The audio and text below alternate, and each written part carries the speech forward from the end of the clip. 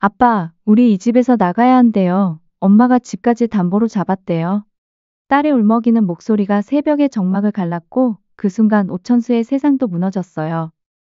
위자료만 투자했다던 강소연이 사실은 미국 집까지 사기꾼에게 맡긴 사실이 드러난 거예요.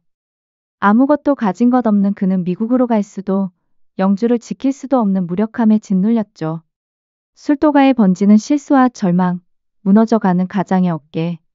그리고 술에 취해 형수 마광숙에게 꺼낸 말 한마디로부터 모든 일에 실마리가 풀리기 시작해요. 과연 오천수는 딸을 지키고 다시 일어설 수 있을까요? 이번 이야기는 그 눈물겨운 복구의 여정 이야기를 시작하겠습니다. 구독과 좋아요를 눌러주시면 제가 영상을 만드는데 큰 힘이 됩니다. 아빠, 우리 이제 집에서 나가야 해요.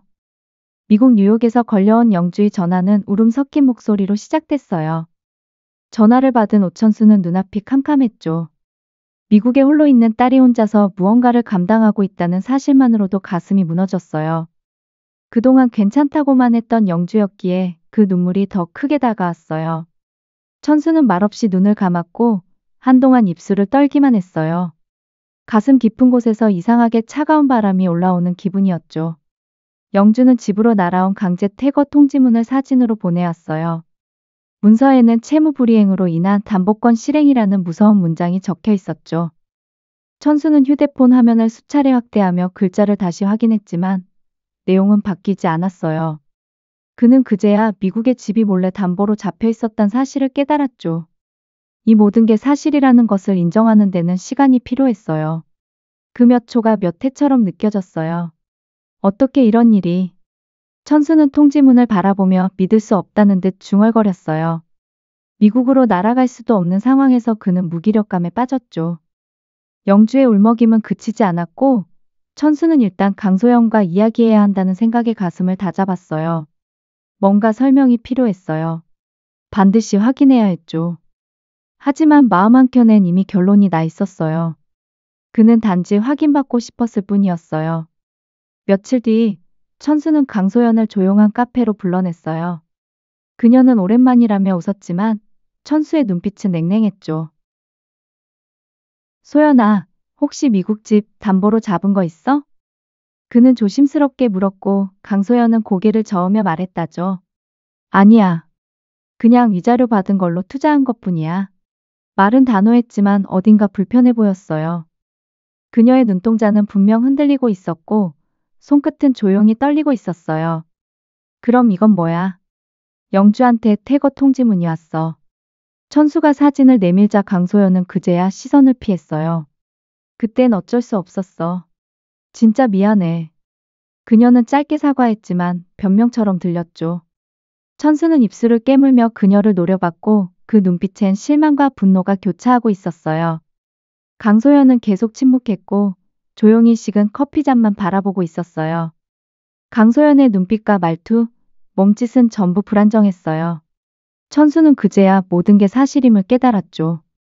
자신 몰래 아이의 집을 담보로 잡았다는 사실에 그는 자존심이 부서지는 듯했어요. 아버지로서, 남편으로서, 인간으로서 참담함을 느꼈고 그 충격은 그의 마음 한복판을 찔러 들어왔어요. 그는 무언가 끊어지는 소리를 마음속에서 또렷하게 들은 듯했죠. 넌 왜 그랬어? 최소한 말은 했어야지. 천수는 끝내 화를 터뜨렸어요. 그러나 강소연은 무표정하게 고개를 돌린 채 중얼거렸죠. 미안하다고 했잖아. 그 말에 천수는 허탈하게 웃으며 자리에 주저앉았어요. 그 순간 이 관계는 돌이킬 수 없음을 깨달았고 가슴 한켠이 얼어붙는 듯했어요. 그녀는 감정이 사라진 사람처럼 무기력하게 앉아 있었어요. 그날 밤 영주는 다시 전화했어요. 아빠, 우리 짐 싸야 돼. 내일 아침까지 집 비우래. 소녀의 떨리는 목소리에 천수는 그대로 무너졌어요. 아무것도 해줄 수 없는 무력함이 천천히 가슴을 조여왔고 딸을 지켜주지 못한 자신이 너무도 미웠어요. 침묵만이 그를 감쌌죠. 그는 아무 말도 하지 못한 채 눈물이 볼을 타고 흘러내렸어요. 그날 이후 천수는 말수가 급격히 줄었어요. 아침엔 멍한 얼굴로 출근했고 손에 쥔 장부조차 제대로 넘기지 못했죠. 술도가 직원들은 그런 천수를 바라보며 속으로 걱정했지만 누구도 먼저 묻지 못했어요. 그는 무너지고 있었고 스스로도 그걸 인지하지 못할 만큼 깊은 늪에 빠져 있었어요. 마음은 갈기갈기 찢겨 있었고 생각은 끊임없이 제자리 걸음만 했어요. 이 상황을 누구에게도 털어놓을 수 없었어요. 마광숙에게 말하면 괜히 더 걱정을 끼칠 것 같았고 동생들에게 말하자니 부끄러웠어요. 천수는 자신의 방에 틀어박혀 입을 꾹 다문 채 미국에서 혼자 견디고 있을 영주만 떠올렸어요. 지금은 내가 버텨야 해. 그렇게 그는 조용히 속으로 울고 있었어요. 그는 세상 누구보다도 외로워 보였어요. 천수는 평소처럼 출근했지만 눈빛이 흐렸어요. 직원이 건넨 주문표를 받아들고도 한참을 멍하니 서 있다가 다른 테이블 음식이 나가는 실수를 저질렀죠. 고객은 당황했고 직원들은 조용히 서로 눈치를 보며 그를 지켜봤어요. 그는 아무 말 없이 주방으로 돌아섰어요. 누구 하나 말 걸지 못할 정도로 분위기는 무거웠고 천수 부사장님의 어깨는 축 처져 있었죠. 가게 안은 정적만이 흘렀고 평소라면 먼저 분위기를 띄우던 그의 목소리는 들리지 않았어요. 그날 오후엔 배달 실수까지 이어졌어요. 주문된 주소는 엉뚱하게 기록됐고 천수는 음식을 다시 만들어 새로 보냈어요. 사과하며 직접 뛰어다녔지만 얼굴엔 피곤과 허탈함이 겹쳐 있었죠. 그는 자신이 아닌 듯한 하루를 보내며 조용히 어깨를 떨구었어요. 평소엔 누구보다 꼼꼼했던 천수 부사장님답지 않은 모습이었죠. 누가 불러도 대답이 느렸고 고객의 항의도 그는 마치 들리지 않는 사람처럼 굳은 얼굴로 듣고 있었어요. 저녁이 되자 천수는 주방에서 술병을 들다가 그만 한 병을 깨뜨렸어요. 바닥에 흩어진 유리 조각을 바라보며 멍하니 서 있다가 갑자기 맨손으로 쓸어담기 시작했죠. 손등에 피가 맺혔지만 그는 아무 말도 하지 않았고 주변은 정적에 잠겼어요. 누군가 말리려다 그 눈빛에 멈춰버렸고 천수 부사장님의 침묵은 모두를 눌렀어요. 그는 피를 묻은 손을 바라보다 조용히 물로 헹궜고 주변 사람들은 눈치를 보며 다가가지 못했어요. 그의 행동은 점점 이상해졌어요. 대답도 느리고 계산도 틀렸죠. 동생들이 슬쩍 물어봤지만 천수는 그냥 피곤해서 그래요.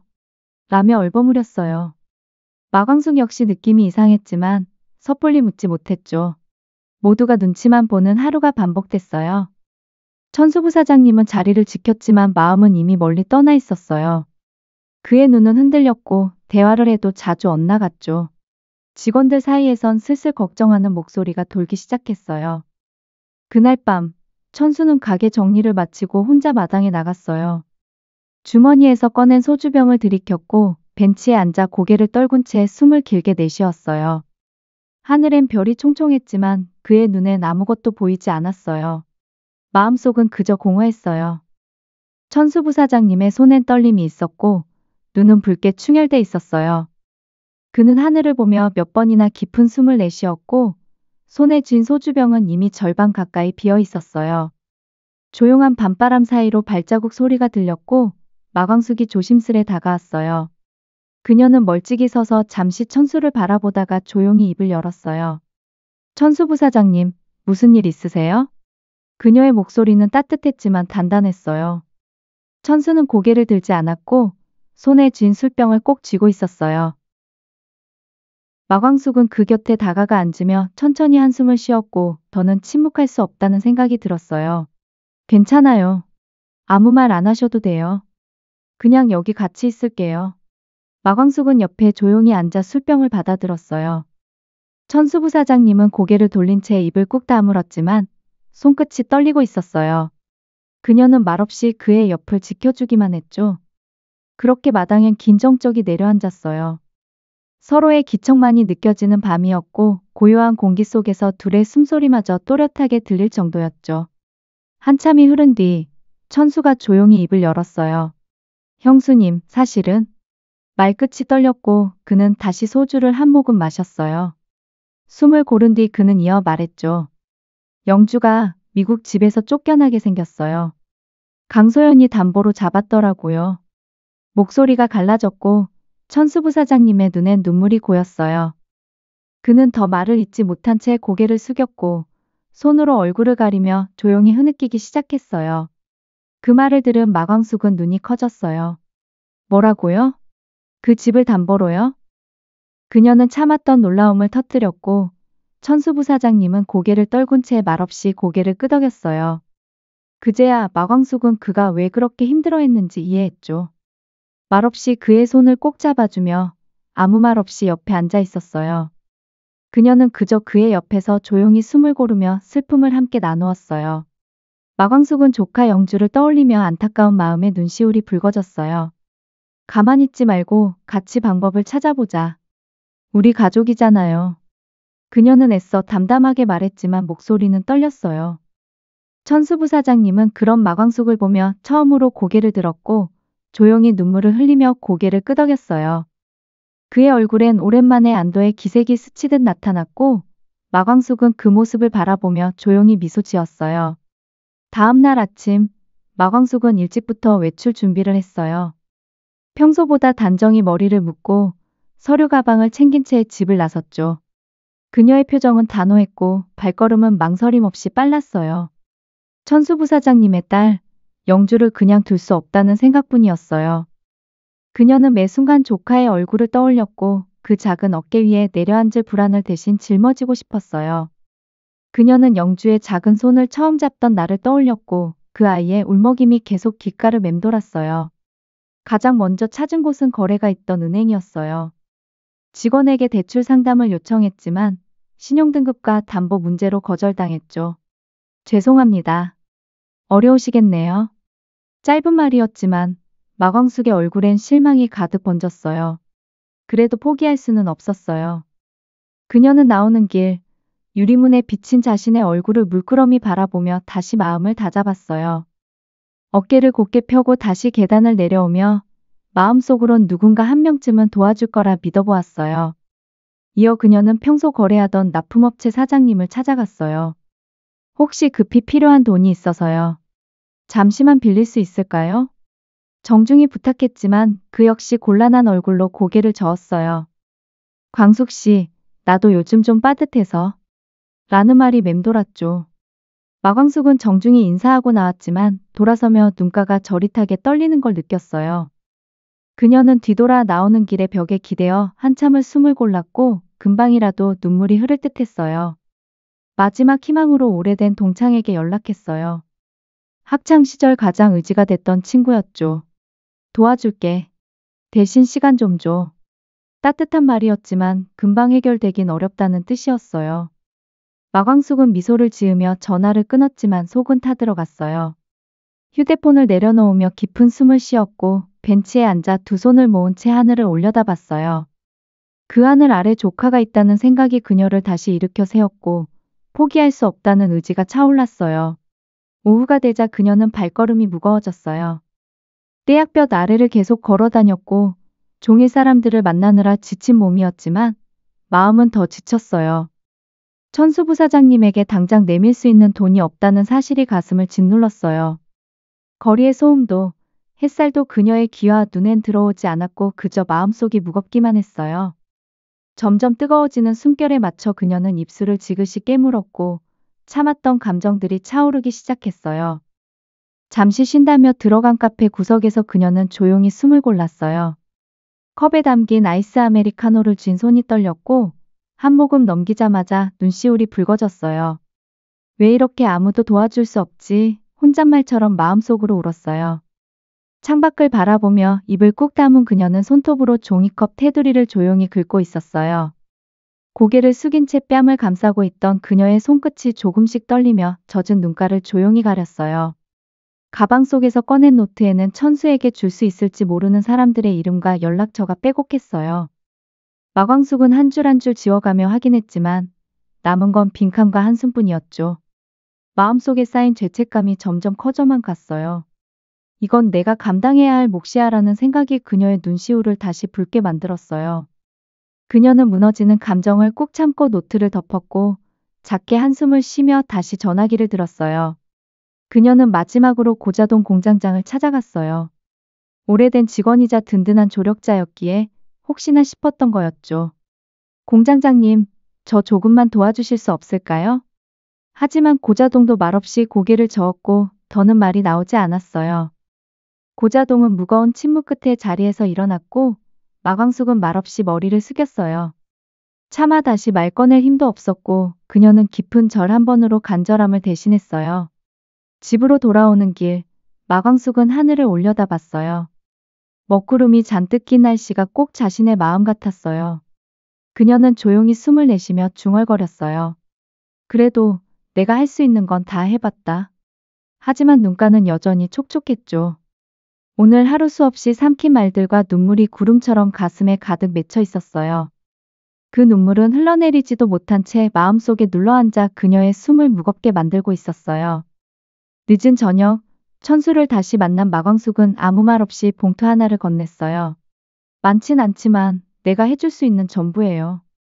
그녀는 웃으며 말했지만 눈빛은 붉었어요.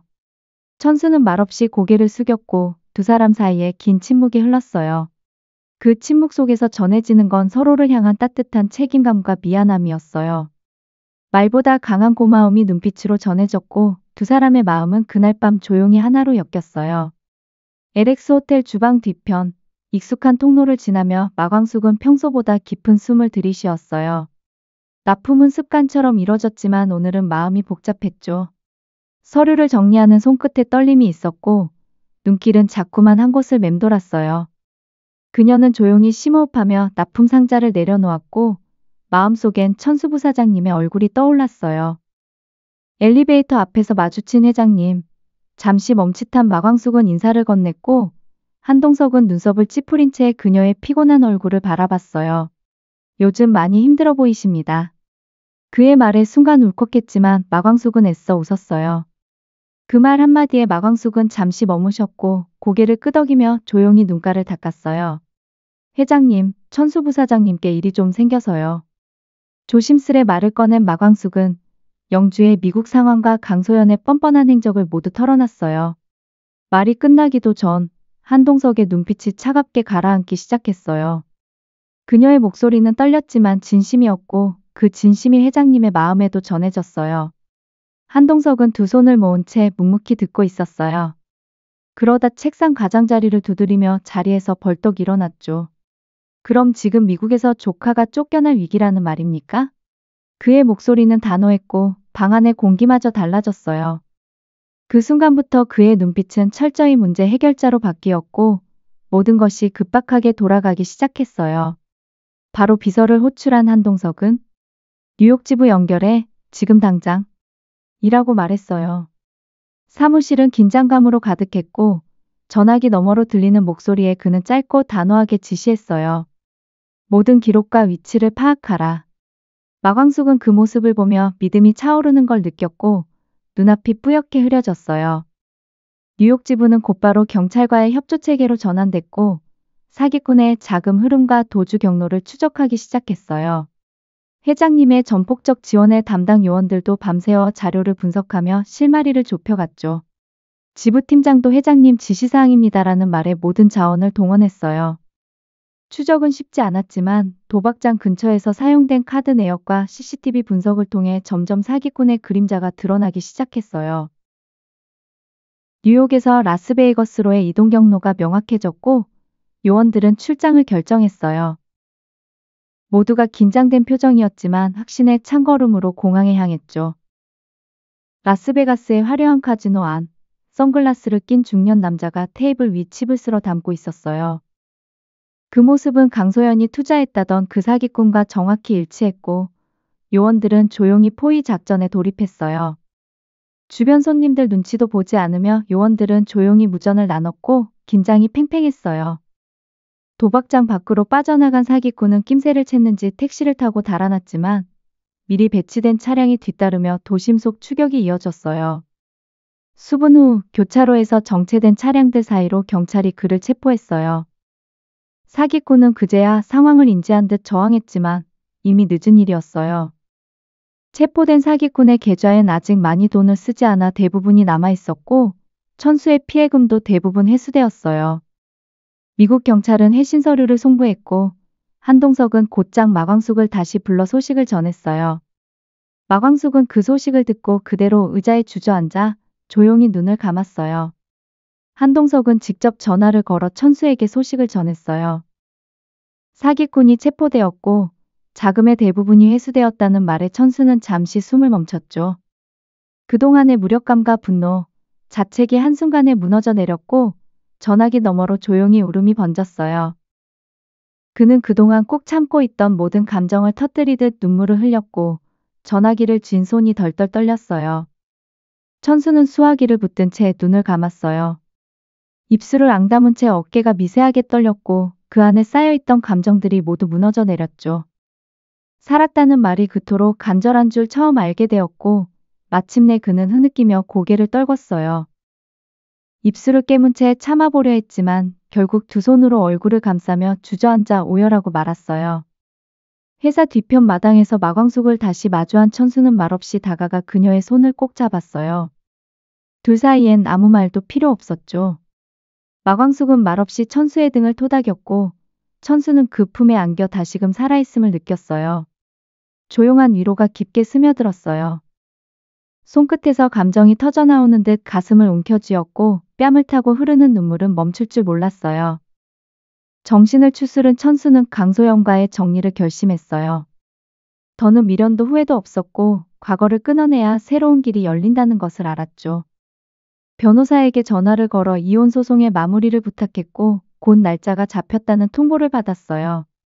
법정 대기실, 강소연은 여전히 뻔뻔한 얼굴로 앉아 있었어요. 천수는 무표정한 얼굴로 그녀를 바라봤고 넌 내게서 전부를 가져갔지만 더는 그럴 수 없어. 라는 말만 남겼어요.